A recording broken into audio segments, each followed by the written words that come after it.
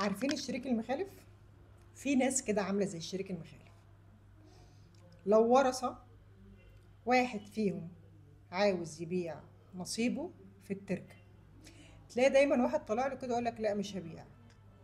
طب تعالى يا حبيبي نقسم بيننا وبين بعض كده علشان انا اقدر ابيع حصتي. لا مش عايزه اقسم. طب اشتريها انت. لا مش عايزه اشتري، معيش فلوس. المال الشائع اللي هو لو ورثه يا اما بيتقسم بالتراضي اللي هي شروط القسمه او عقد القسمه والفرز والتجنيب اللي هم بيعملوه بينهم وبين بعض بالتراضي كده، وكل واحد يختار الجزء بتاعه والورثه يوافقوا عليه ويمضوا عليه كلهم، يا اما عن طريق المحكمه بدعوى فرز وتجنيب.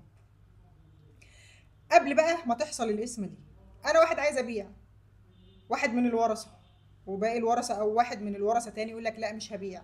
طب اشتري انت. لا مش هشتري. ينفع تبيع انت حصتك بقى؟ اه ينفع.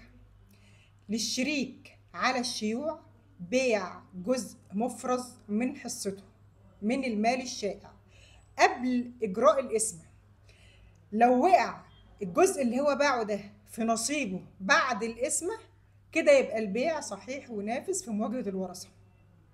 لو بعد القسمة الجزء اللي هو باعه ده مش من نصيبه وطلع نصيبه جزء تاني، بيتنقل حق المشتري على الجزء اللي طلع من نصيب الوارث ده. لكن المشكله مش في كده، هو القانون بيقول لك ينفع تبيع قبل القسمه، تبيع جزء من المال الشائع قبل القسمه عادي ينفع تبيع. بس الناس بتخاف تقول لك دول ورثه في بعض، طب انا لو اشتريت منه وحليت محله في المال، يعني هو كان مالك قطعه ارض مثلا وارثها مع اخواته على الشيوع، انا هدخل مكانه مالك معاهم على الشيوع لحد لما نقسم واشوف القطعه بتاعتي هتطلع انهي قطعه فيهم. المشكله الناس بتخاف بقى تقول لك لا ده اخواته هيقفوا لنا، ده بيبقى ايه اسلوب بلطجه اكتر منه قانوني. قانون واحكام محكمه النقض والقانون المدني بيقول لك انك من حقك تبيع حصتك حتى لو انت مالك على الشيوع.